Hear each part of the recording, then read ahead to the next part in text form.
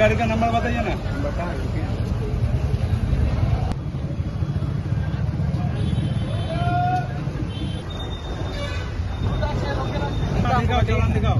নতুন সরকার গঠনের পর থেকেই ট্রাফিক আইন কার্যকর করতে তৎপর হচ্ছে রাজ্য সরকার। রাজ্য পুলিশের কাছে কড়া নির্দেশিকা পৌঁছতেই শুরু হচ্ছে বিশেষ নজরদারি ও অভিযান।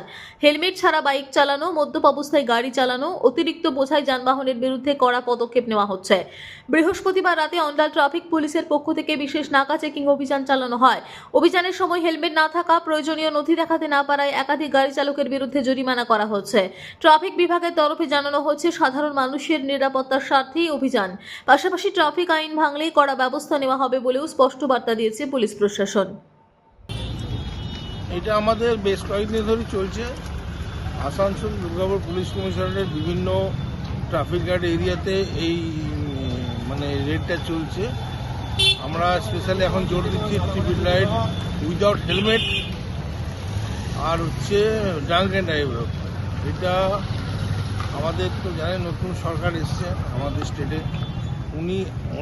ওনারা আসার পরেই যেটা সবথেকে বড় জোর দিয়েছে যে উইদাউট হেলমেটে কোনো গাড়ি চালানো যাবে না, উইদাউট হেলমেটে কোনো পেট্রোল পাম্প থেকে তেল পাওয়া যাবে না, drank and drive, triple ride, এগুলো উপর একদম ফোকাস আমাদের জোর কলমে পড়েছে। বিভিন্ন টোটাল স্টেট চলছে আমাদের। এতে কি হবে, অনেক প্রাণ বাঁচবে। আগে সত্যি কথা বলতে আমরা তো অনেক দিন ধরেই চাকরি করছি, তো আগে আমাদের একটা প্রবলেম আসতো সেটা হচ্ছে অত্যধিক ফোনের উৎপাত। গাড়ি ধরলেই এখান থেকে ফোন, ওখান থেকে ফোন, তো সেটা এখন কিছু নেই। এখন আমরা একদম